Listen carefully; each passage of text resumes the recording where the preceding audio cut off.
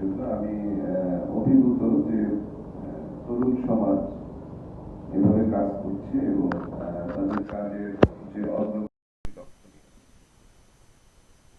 আজকের যে বিষয়টি আগামী 25-26 অর্থ বছরে বাজেটে তামাকের পণ্য কার্যকরভাবে কর ও মূল্য বৃদ্ধির দাবি।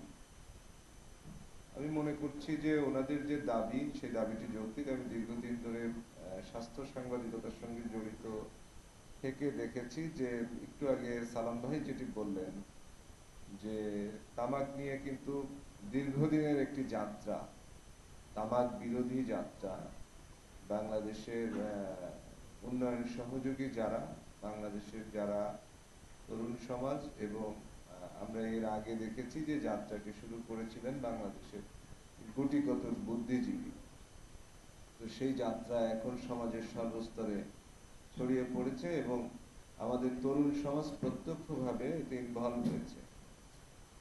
সম্প্রতি বেশ কিছু অনুষ্ঠানে আমার অংশগ্রহণের সুযোগ হয়েছে, তামাক বিরোধী অনুষ্ঠান, এবং আমি দেখেছি যে তরুণ সমাজ সেখানে অগ্রণী ভূমিকা পালন করছে।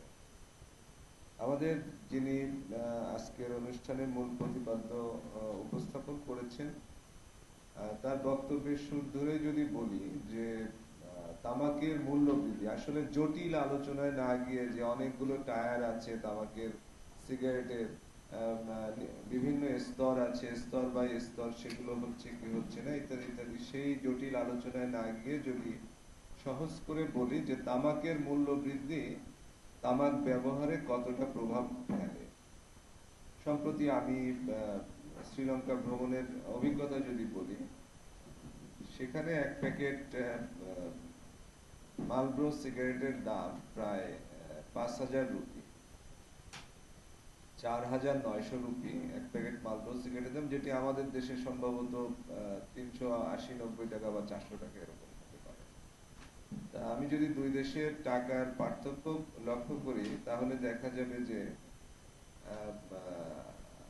সেই তুলনায় ওদের টাকা আমাদের থেকে ৩ গুণ নিচে অবস্থান করছে। তো সেই তুলনায় আমাদের দামের তুলনায় ওদের দামটা হওয়া উচিত ছিল ১,০০০ বা ১,২০০ টাকা, কিন্তু এখানে ৫,০০০ টাকা, ৫,০০০ রুপির মতো দাম হচ্ছে। এটা ইনফ্লেশন জনিত কারণে না, এটা সরকারি এবং বেসরকারি উদ্যোগের কারণে। এবং এটা একটা বড় ইভেন্ট আমি মনে করি যে তামাক পণ্য ব্যবহারে নেতিবাচক প্রভাব তৈরি করেছে। কলম্বো শহরে রাস্তায় তামাক সেবন করছে এরকম চিত্র দেখা যায় না, এমনকি কোনো দোকানে খুচরা তামাক বিক্রি করছে এরকম কোনো চিত্র আপনারা দেখবেন না, এবং অ্যাভেলেবেল তামাক পাওয়া যায় এরকম পরিস্থিতিও নেই। সুপার শপ থেকে বা 5 স্টার হোটেলের যে বার থাকে ওইখান থেকে তামাক জাতীয় পণ্য, সিগারেট এগুলো কিনতে হয়, ফলে সবার পক্ষে ওটা কেনাও সম্ভব না, এবং যে দাম সেই দামটিও সবার পক্ষে বিয়ার করা সম্ভব না। একই অবস্থা যদি আপনারা থাইল্যান্ডে যান তাহলে দেখবেন থাইল্যান্ডে কিন্তু কোথাও এরকম এয়ারপোর্ট ছাড়া ওপেন সিগারেট বিক্রি করছে এরকম দৃশ্য খুবই কম। হ্যাঁ, রাতের আধারে থাইল্যান্ডের বিভিন্ন রাস্তায় কিছু হকার তামাক পণ্য বিক্রি করে, কিন্তু খুচরা বিক্রির কিন্তু কোনো সুযোগ নেই। কমপক্ষে 20 শলাকার একটি প্যাকেট কিনতে হয় অথবা পুরো একটা কার্টুন কিনতে হয়। তো এরকম একটি অভিজ্ঞতা আমার আছে। একজন ইউরোপিয়ান ভদ্রলোক যিনি রাস্তায় ঘুরছিলেন সিগারেট কেনার জন্য, এবং একটি মেয়ে সাইকেলে করে সিগারেট বিক্রি করছিলেন। তো যখন জিজ্ঞাসা করলো যে এক প্যাকেট, ওখানে মালব্রো সিগারেট বিক্রি হয়, তো এক প্যাকেট সিগারেটের দাম কত, তো বললো যে 300 বাত। তো বললো যে এক কার্টুন সিগারেটের দাম কত, এক কার্টুনে 10 প্যাকেট থাকে সম্ভবত, তো বললো যে 400 বাত। তো ওইখানেও কিন্তু যে তামাক আপনি খুচরা কিনতে পারবেন না, এবং যত বেশি কেনা হচ্ছে তত সুবিধাটা দেওয়া হচ্ছে, এবং এই যে এক খুচরা কেনা যাচ্ছে না, এক কার্টুন বা এক প্যাকেট কিনতে হচ্ছে। তো এই কারণে কিন্তু থাইল্যান্ডের নেটিভ যারা, তারা কিন্তু তাদের ভিতরে তামাক সেবনের প্রবণতা, বিশেষ করে শহরের জনগণ যারা, তাদের ভিতরে খুবই কম। তো আজকে যে ইউথ ফোরামের যে দাবি যে তামাকের মূল্য বৃদ্ধি, এটা একটি যৌক্তিক দাবি বলে আমি মনে করি।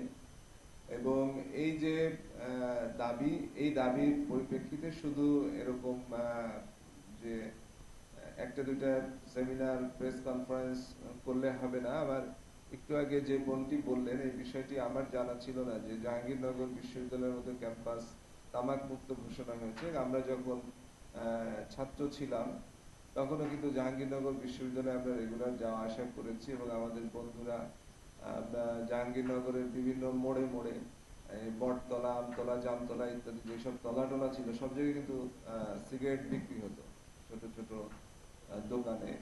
তো সম্প্রতি আমার যাওয়া হয়নি। যে এই আন্দোলনটাকে এইভাবে বেগবান করে নিয়ে গেলে আমি মনে করি যে মূল যে লক্ষ্য এবং উদ্দেশ্য তামাক মুক্ত বাংলাদেশ গড়া সেটি অর্জন হবে। এবং এই ক্ষেত্রে আরেকটি বিষয় আমি বলতে চাই যে সম্প্রতি আরেকটি গবেষণায় দেখা গেছে যে বাংলাদেশের যারা শিশু, যাদের বয়স 5 বছরের নিচে, এরকম শিশুদের স্যালাইভা টেস্ট করে মুখের লালা পরীক্ষা করে দেখা গেছে যে প্রায় আহ, একটি বড় অংশ, মোর দেন 50% শিশুর স্যালাইভাতে নিকোটিন পাওয়া গেছে। ওই 5 বছরের নিচের যে শিশু, সে কি স্মোক করছে, সে কি সাদা পাতা গুল জর্দা ব্যবহার করছে, নট দ্যাট, বাট সে তার পরিবার থেকে কখনো কখনো পরিবারের বাইরে সেকেন্ড হ্যান্ড স্মোকিং যেটাকে বলা হয়, বাইরে কেউ খাচ্ছে, সেটার প্রভাব কিন্তু এই শিশুর উপরে পড়ছে এবং তার স্যালাইভাতে সেটি পাওয়া যাচ্ছে। এর মানে হচ্ছে তার ভিতরে কিন্তু নিকোটিনের একটি প্রভাব একদম শৈশব থেকে এই প্রভাবটি তৈরি হতে থাকে। তো আমাদের এই যে এখান থেকে এক ভাই বলছিলেন যে আহ, আহ, যে উন্মুক্ত স্থানে বা জনসমাগম স্থলে